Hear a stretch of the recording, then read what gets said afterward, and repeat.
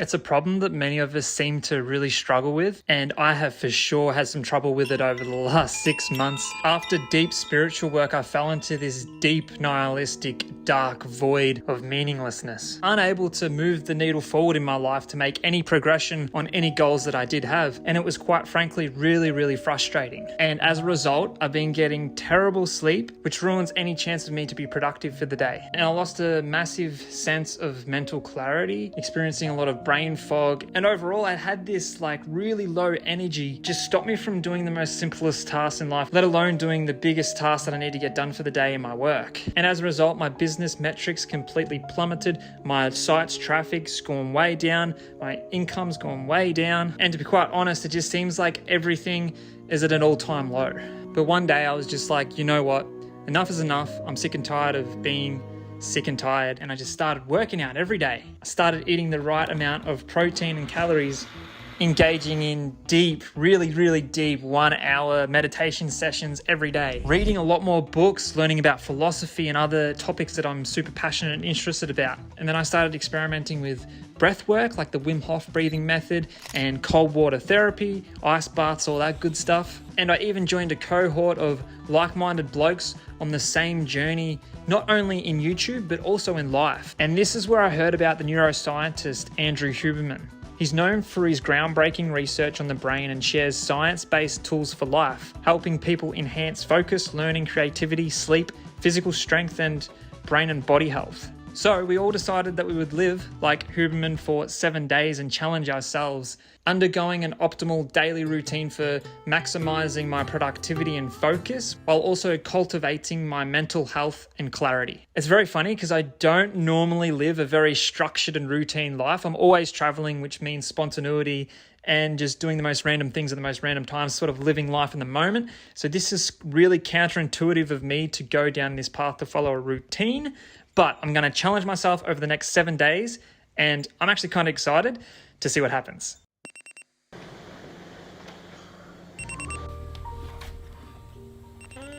So I'm already noticing the very first act that I do as soon as I wake up in the day is write down the time that I woke up. Just that simple act is setting me up for a more productive day because I've essentially accomplished something the moment that I wake up. Normally, when I wake up, I just grab my phone and start scrolling Instagram or something stupid like that. But the first thing that I do now is write something down. It just puts me in this mindset of productivity. So one of the reasons why we write down what time we wake up is so that we're able to estimate our body temperature minimum. And this is generally 2 hours before we wake up. And no matter what, our body reaches this minimum once every 24 hours. And we use this body temperature minimum time to shift our circadian clock. This allows us to optimize our sleeping and waking schedule, as well as our eating schedules. And also on top of that, we'll be using this time to calculate a few other things that I'll get into a bit later on in this video. The second thing I do after I wake up is to get into forward ambulation, which is just nerd speak for taking a walk.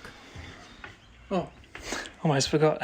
The process of walking, it's not about the exercise and it's not about burning calories or anything like that. It's more about the optic flow that is generated from walking. So as we walk outside, we look from left to right, side to side. This stimulates our mind to make us less anxious, and it actually helps with making us more focused for the day ahead. To get all sciencey on you guys, it actually activates the amygdala in the brain. And when we do these lateral eye movements from side to side, it reduces activity levels in this fear, threat, and anxiety center of the brain. This is really good if you're an anxious person. I'm personally not very anxious. However, I'm not really a morning person at the beginning of this challenge. I'm struggling with getting up and just getting out of bed. But as soon as I write down that time and I get straight out that door and start walking, it helps optimize me for the day ahead. Ultimately, the goal here is to be alert and focused and to push my neurology in the direction that I want it to go for the day. Being alert, productive, and high functioning for the day ahead, but not anxious.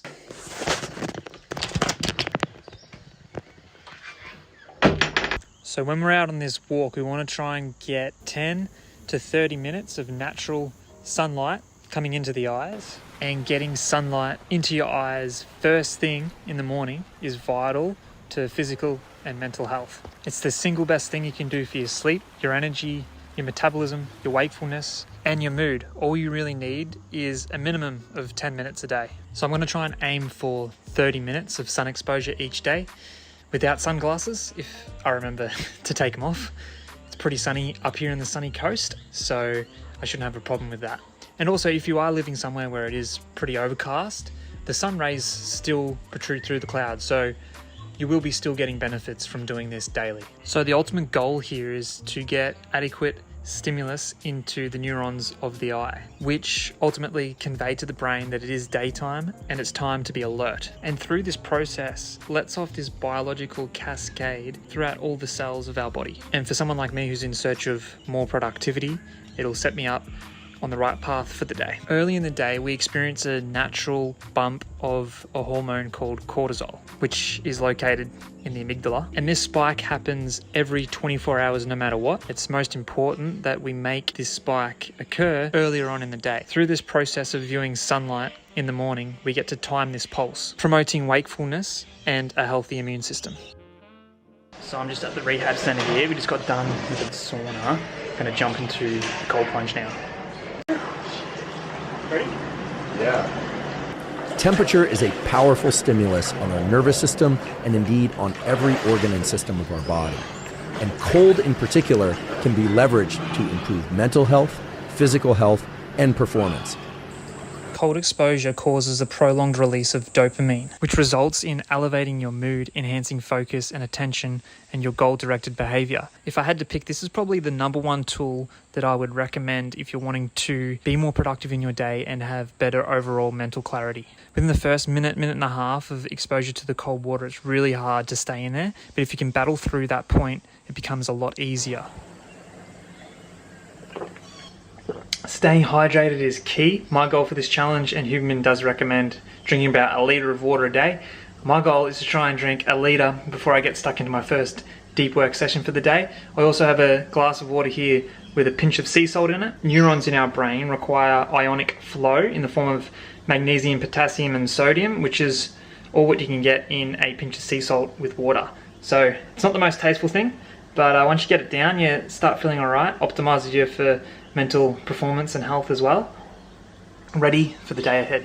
So one of the reasons why we write down what time we wake up is so that we can calculate when to consume caffeine. The build-up of adenosine encourages sleepiness, and as we wake, this builds up over the course of the morning. Having coffee first thing blocks adenosine receptors. To combat this, we can wait for 1 to 2 hours after waking up to consume our coffee. And this will ultimately avoid our afternoon coffee crash later on in the day, resulting in a nice arc of energy release throughout the day, and as we get closer to bed, that energy comes down ready for us to sleep. I normally don't have coffee really at all in the mornings. My natural routine is to have like a smoothie to get natural energy from fruit and other ingredients in the smoothie that aren't caffeinated. However, Andrew recommends having yerba mate, or if you're Aussie like me, yerba mate, and I'm loving it. It's actually the first time I've ever had it. I'm not having it traditionally or anything like that. I just literally bought it from the supermarket in a tea bag, but it goes down alright. This one has like licorice and green tea in it as well. I think it's like 30% yerba mate. But yeah, for the sake of the challenge, I'll be having one of these every morning.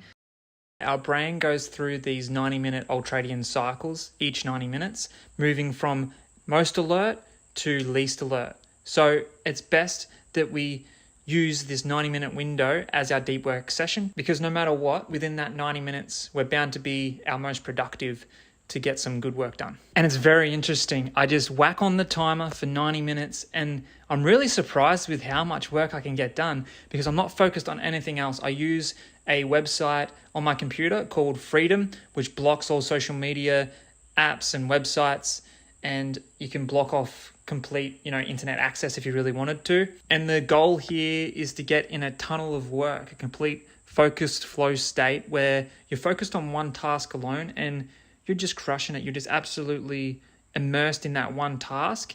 For me, for example, that would be writing a blog post. I get so immersed in the process that's all I'm focused on. Time flies and the words just flow. And this is also where our body temperature minimum comes in handy, remembering that it was 2 hours before we wake up. So I wrote down the time I woke up this morning, which was 6 in the morning.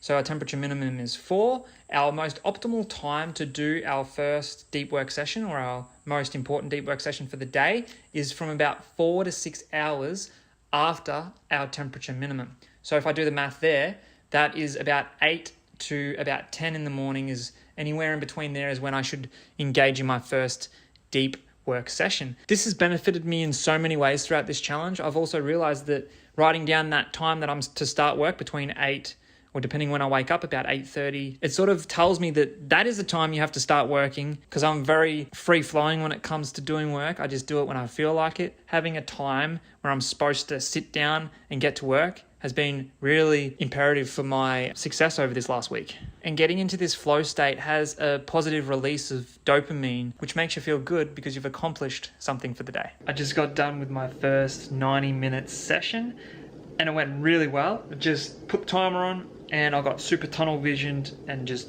wrote for 90 minutes non-stop. I was working on a blog article, ended up writing about 1,500 words in 90 minutes, which is amazing, and I'm pretty much halfway through this article.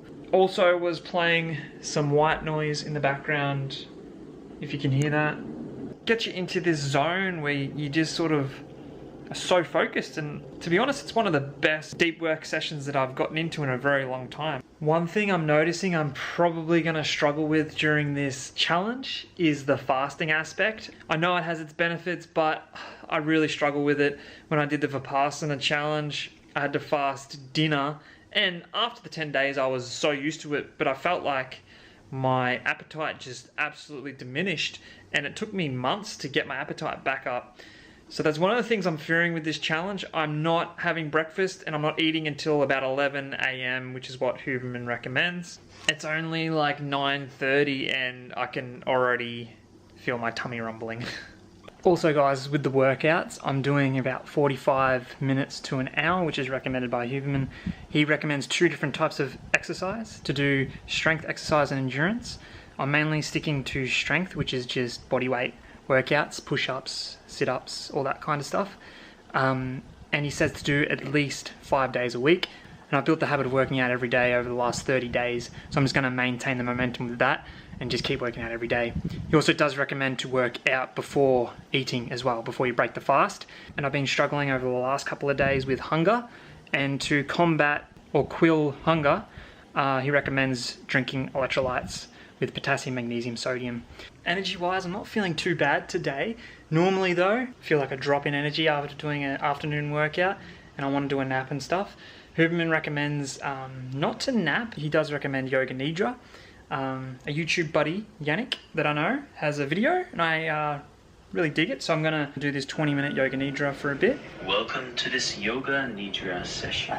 First of all, perhaps you'd like to place a... So the term NSDR, non-sleep deep rest, was coined by Huberman himself, which involve a direct and deliberate state of rest and relaxation. This can be either Yoga Nidra or meditation. Personally, I have been practicing Vipassana meditation, doing about an hour of meditation every other day, and that seems to work very well for me for centering myself. However, Huberman also mentions hypnosis as an alternative to meditation and Yoga Nidra. There's a free resource that he did recommend that I will link down below called reverie.com. The app has hypnosis protocols for enhancing your focus, creativity, reducing pain, getting better sleep, reducing anxiety, and they're only like 10 to 15 minutes, which is perfect if you're really busy. Hypnosis has been shown to activate the insular cortex, which is known to enhance our interoception, which is our sense of internal space, enhancing areas of the brain responsible for deep relaxation, focus, and self-awareness. Oh my gosh, I absolutely love these Yoga Nidras. I've never even heard of this before, and I'm just gonna continue to do this after this challenge as well. It's like you reach a deep sleep, but you don't actually sleep. And that was only 20 minutes, and again, it felt like an eternity. Anyway, let's get some deep work done. Also, just an interesting note that I thought I'd also point out as well. When I was, I don't know, must have been halfway through the session, I was just in this deep relaxed state, my arms by my side, and I just felt like this vibration, or almost like an invisible vibration force field, if I could describe it like that, all around my body, as if I was just emanating energy. I could just feel the vibration of energy. And it was like I didn't want to move my body. I was in this hypnotic state where I just felt like I just wanted to lay there forever and not move a single muscle. It was really relaxing.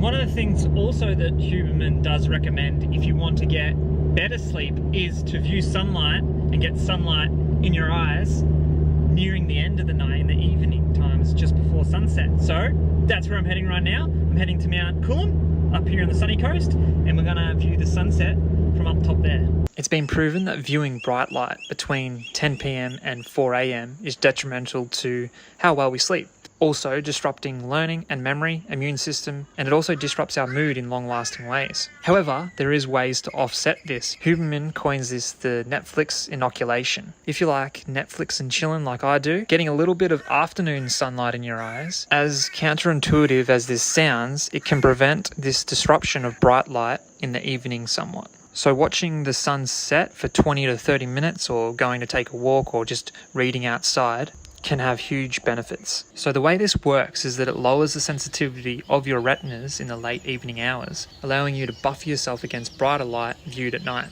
However, you still might need to dim the lights in the evening. But viewing sunlight nearing the end of the day can extend how late you view light at night without having as much of an effect.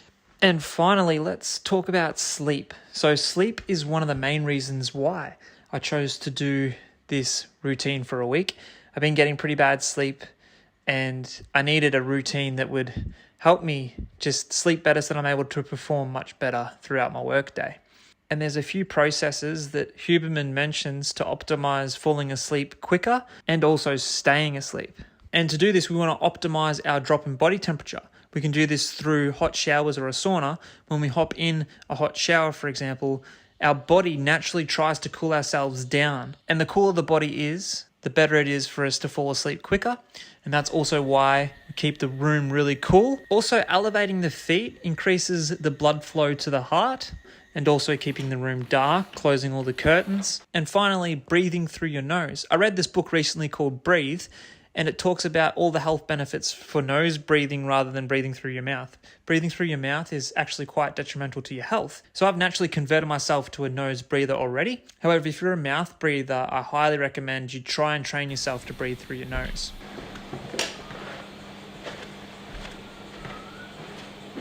All in all, I think the challenge went really well. I was really amazed with how the forward ambulation impacted my productivity for the day. Just getting up straight away and getting out that door to go for a walk, it sort of shifted my mindset into this. It just did something where it flipped this switch in my brain, where when I got back from that walk, I was ready to dive straight into a deep work session. Also feel like I've benefited creatively from this challenge as well, in terms of creating these YouTube videos, blogging, all that kind of stuff, and just writing ideas down. I feel like I've just captured the muse and I'm able to cultivate more creative energy. And also that tunnel work has benefited me as well, because I feel like I've just been super focused on one task at a time. And as a result, my site's traffic has actually increased. My income's increasing again now. So that's really exciting. Also sleep-wise, I feel like I don't need to sleep as much. I'm only getting like 6 hours sleep, but I feel like that's all I need. Normally I wouldn't be able to function without any less than 8 hours sleep. However, I still need to do like non-sleep deep rest, like a 10-minute yoga nidra session. But as I continue my hour daily meditation, they say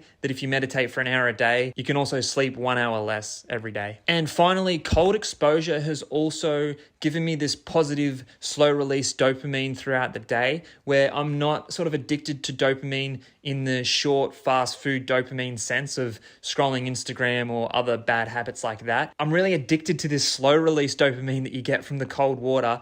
I would highly recommend you guys giving this a shot. It is really hard to sit through it for the first minute or so, but if you can go through that pain, it also toughens you mentally as well. And it just gives me so much energy to just move through the day. And I just feel amazing for it as well. Also, don't forget to check out all the other guys' videos. I'll have them linked down below and you can see how they went with this challenge. It was actually really cool to work together to make a similar video so we could all share our similar experiences. But thank you guys for watching. If you really enjoyed it, give us a thumbs up and also make sure to subscribe for more videos like this one.